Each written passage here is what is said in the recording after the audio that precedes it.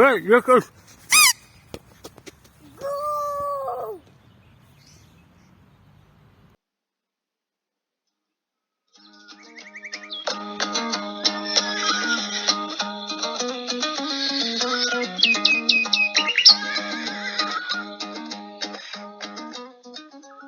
Сәлем достар, бүгін біз денсаулық туралы тақырыпты жалғастырамыз. Адамның бақыты да, байлығы да денсаулық болып табылатын өздеріңіз білесіздер. Бүгін біз адам ақпараттық биоэнергетикалық жүйе және гомеостаз туралы әңгіме айтамыз. Негізгі ұғымдарға биологиялық жүйе, метаболизм, гомеостаз деген жатады. Метаболизм және гомеостаз, яғни зат энергия алмасу процесі, сосын ішкі тепе-теңдікті сақтау. Сосын үш түрлі регуляция туралы: нейрорегуляция, гуморалды және гормоналды регуляция. Сосын регуляцияның екі түрі бар: қоздыру және тежеу. Сосын ферменттер, ақуыз, майлар, көмірсутегі және тағы басқалар. Мынау негізгі ұғымдар, терминдер келсек, биологиялық тірі жүйе. Адам ағзасы ол биологиялық жүйеге жатады. Яғни ол үш қасиетке ие болу керек. Бірінші қасиет ол ашық болу, яғни қоршаған ортамен зат энергиямен алмасу қабілеттілігі. Екінші, өз-өзін басқару, реттей алу. Үшінші, ұрпақ қалдыру. Одан кейін метаболизм ұғымы. Ол дегеніміз зат алмасу немесе энергия алмасу процесі. Тірі ағзадағы тіршілікті қамтамасыз ететін биологиялық реакциялар жиыны. Ал гомеостаз ол ағзаның ішкі күйі мен құрылысының тұрақтылығын, яғни тепе-теңдігін сақтау қасиеті. Метаболизм екі түрі бар, ол катаболизм және анаболизм.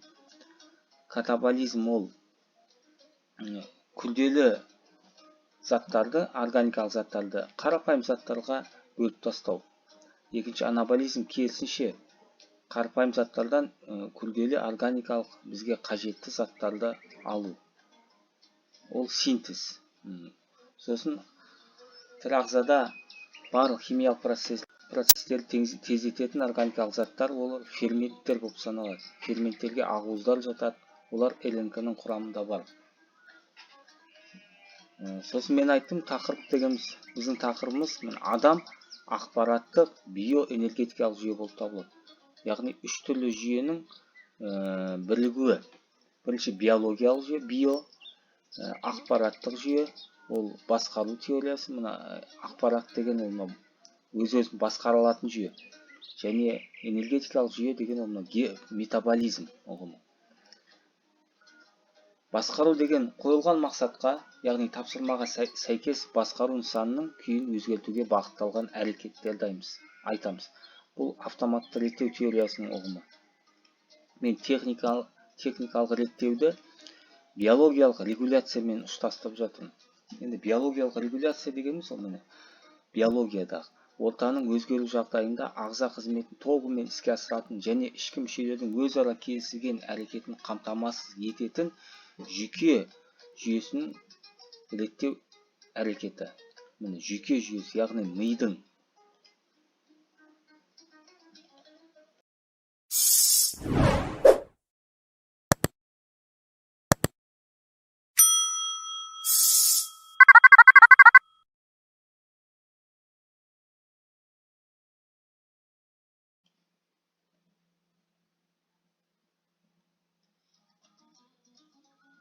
Адам ақпараттық биологиялық энергетикалық жүйе туралы әңгіме. Бүгінгі тақырыптың негізгі мақсаты осында. Мынау схемада берілген ол ағзаның, жалпы ағзаның схемасы. Мына жерде метаболистік жүйе, метаболизмді жасайтын мыжы. Осы энергетикалық бөлігі болып саналады. Бұл негізгі схемада негізгі бөлік. Одан кейін басқару бөлігі, бұл мынау Р деген сөз, регуляторлық механизмдер және эффекторлар. Яғни регуляторлық механизм деген сол реттеуіш техникадағы басқару жүйесі. Бұл атқарушы механизм, эффектор, медицинада эффектор деп айтады, атқарушы механизм. Оларға бұлшықеттер, ағза тіндері және тағы басқалар жатады. Сөйтіп метаболистік жүйе ортада тұр. Міне метаболистік жүйеге субстраттар кіреді, шығарулар шығады. Ол зәр, нәжіс ретінде. Ол реттеуішпен, регуляторлармен байланысады метаболиттер. Одан кейін реттеуіш эффекторға сигнал береді, іске қосады. Яғни эффекторлар қайттан мынау метаболистік жүйемен кері байланыс, ол энергия тұтынады, энергияны үнемдейді. Сөйтіп ары қарай реакция. Эффектор арқылы біз адамның ағзаның реакциясын байқаймыз. Мысалы, тілде эффекторға жатады. Сөйлеген кезде біз белгілі бір адамға бір сөз айтқанда, ол бізге жауап ретінде бір сөз қайтарады. Сол эффектор, реакция ретінде осы. Сөйтіп айналып кете береді. Сырттан адамға әсер ететін тітіргендіргіштер және ұйытқулар. Ол өткенде айтқам сабақта, психологиялық стрессоустойчивость кезінде айтқам. Метаболизм дегеніміз ол энергия және зат алмасу процесі. Мына жерде энергия мен алмасу процесін айтып жатырмын. Мынау схемада жақсы көрсетілген. Біз негізгі адамның энергиясы, ол тамақ. Тамақтан біз энергия аламыз. Тамақ біз жейміз, сосын біз сол тамақ арқылы біз өмір сүреміз. Тамақпен бірге пайдалы заттар беріледі, ол ақуыздар, майлар және көмірсутегілер, белки, жиры, углеводы. Одан кейін ол осыларды адам өңдеп, метаболизм арқылы катаболизм және анаболизм процестер бар. Амино қышқылдары, қанттар және майлар, олар өңдеп ауа алмасу процесс болады. Тыныс аламыз. Ары қарай мынау АТФ дегеніміз ол энергия алмасудағы негізгі рөл атқаратын зат. Аденозин трифосфат дейді.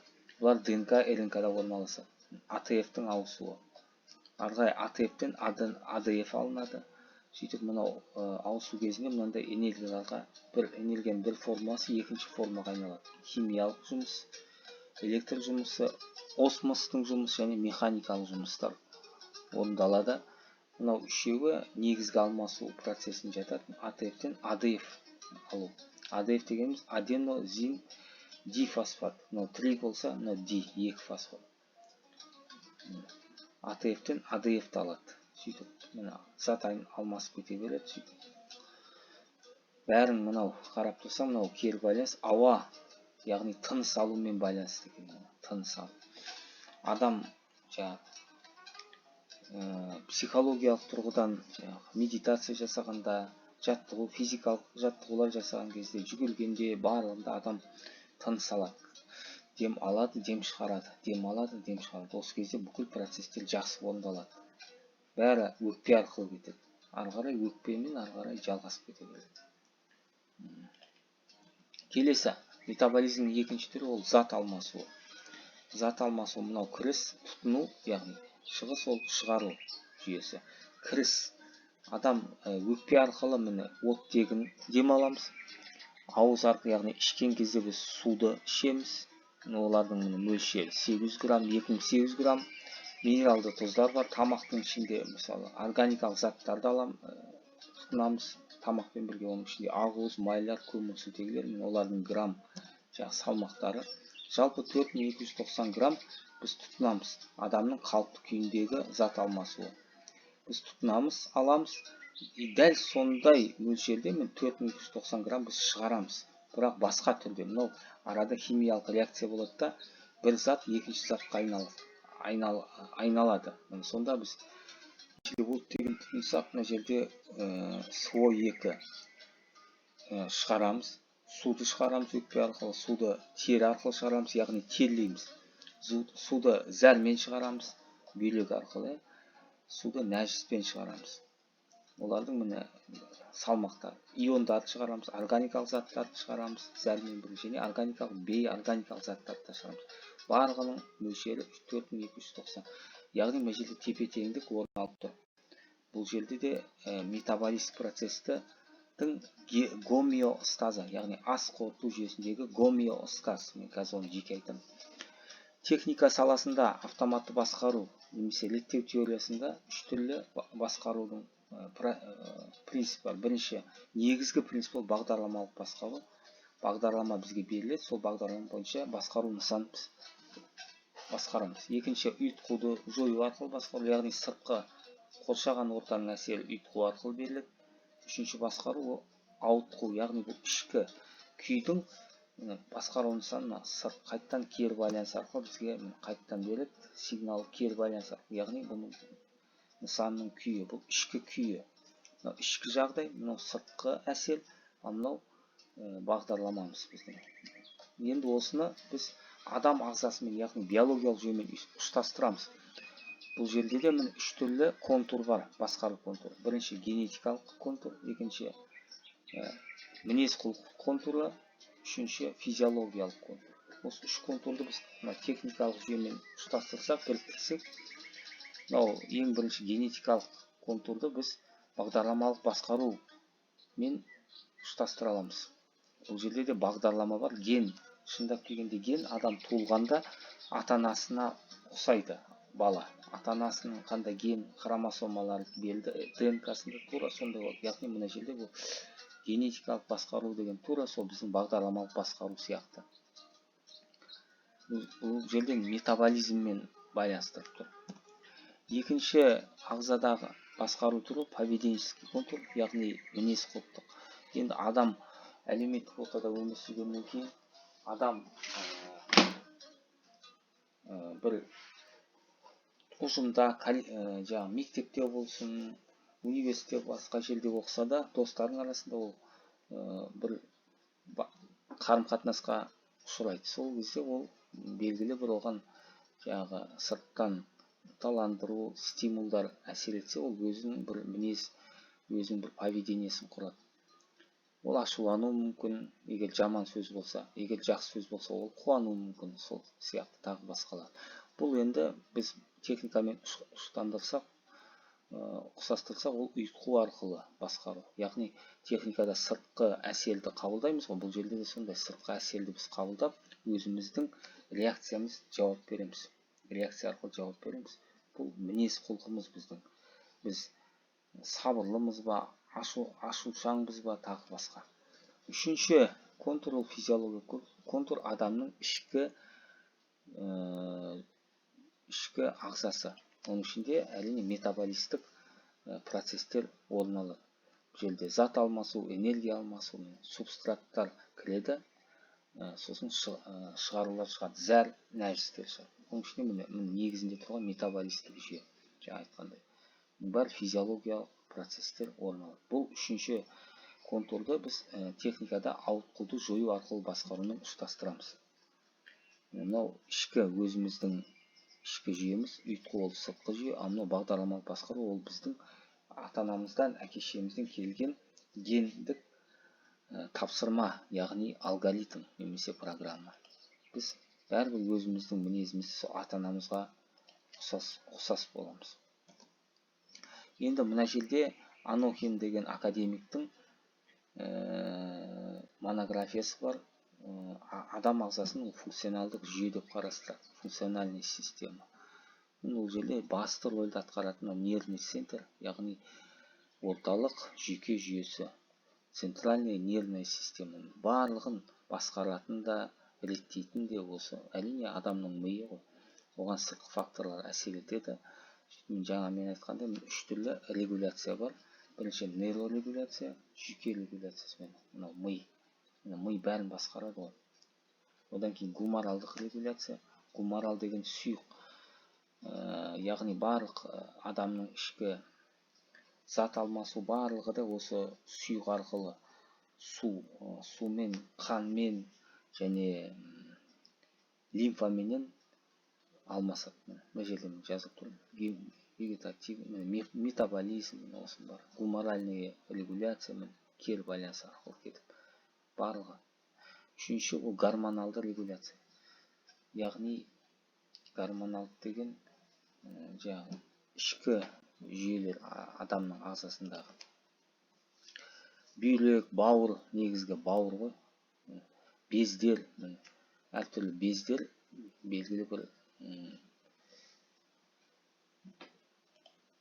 органикалық заттарды шығарады. Сөйтіп мынау үш түрлі регуляция адамның ағзасында орын алады. Оның негізін құрайтын жүйке мына орталық жүйке жүйесі. Ең соңында нәтиже болады. Нәтиже ары қарай бұл кері байланыспен бізге қайтадан миымызға барады. Біз оны бақылап көріп тұра аламыз. Енді гомеостаз туралы, бұл гомеостаз Укеннің 29 жылғы ұғымы, алғашқы рет. Сосын Бернар деген ғалым қарастырған. Гомеостаз дегеніміз ағзаның ішкі күйі мен құрылысының тұрақтылығын, яғни тепе-теңдігін сақтау қасиеті. Ағзаның негізгі өзін сақтау қасиеті осы гомеостаз. Гомеостаз тепе-теңдігі бұзылса, адам уже ешқандай өмір сүре алмайды. Адамның қажеттілігі осы. Ол мына бүкіл 4 деңгейде жүреді. Міне бірінші ең төменгі жасуша деңгейінен басталады. Әрбір жасушаның өзінің ішкі құрылысын, яғни ішкі құрылысы мен күйін өзі реттеп тұрады. Тепе-теңдігін өзі реттейді бірінші деңгейде. Одан кейін екінші қан жасуша аралық су деңгейі. Мынау қан деген гуморалдық регуляция. Бұл жерде жүрек бүкіл мынау адам ағзасына қанды айдап барлық ағзаларға, мүшелердің бәріне қанды апарады. Барлық қанның деңгейі және жүректің соғысы бір қалыпты болу керек. Сосын артериалды қысымда бір қалыпты болу керек. Сонда ғана біз гомеостаз процесін ұстап тұрамыз. Үшінші деңгейде вегетативтік жүйелер, ол ас қорыту, тыныс алу және зәр шығару жүйелері барлығы орталық ми жүйесімен байланысқан. Бұл жерде уже мимен басқарылады, оймен басқарылады деген сөзмен. Кейін төртінші деңгей мінез құлық, ой, эмоция, мотивация, ең соңғысы. Яғни осы 4 деңгейдің барлығы адам гомеостаз деңгейлері ағза жұмысын тұтас қамтиды. Бүкіл ағзаның жұмысы осы гомеостаз процесіне бағынады. Тұрақтылыққа бағынады. Егер тұрақты болмаса, бір қалыпты болмаса, мысалы адамның температурасы 36 градус болу керек. Әйтпесе адам температурасы көтеріледі, бір белгілі бір реакция береді. Бір жер бұзылса да. Артериалды қысым 80-де 20-да 80 болу керек. Жаңағы ЧСС дейді ғой, жүректің соққысы да өзі бір деңгейде 67, 65 па, 70-тің арасында. Оның барлығы осы гомеостазбен ұштастырылады. Енді гомеостаз қисығы туралы айтсақ, мынау гомеостаз процесінің графигін алуға болады. Мына жерде екі ось бар. X дегеніміз мынау ағзаның ішкі фактор, яғни ағзаның күйі. Нью мынау қоршаған орта. Яғни қоршаған ортаға байланысты ағзаның күйінің өзгеруі. Қоршаған ортаның да белгілі өзгеріп жатыр, бірақ ол белгілі мынау аралықта, мысалы қоршаған орта, осы аралықта ғана адамның ағзасы өзінің күйін благоприятный дейма, ыңғайлы ұстап тұра алады. Ол мына орнықтылық аралығы, мына жерде омегамен белгіленген омега.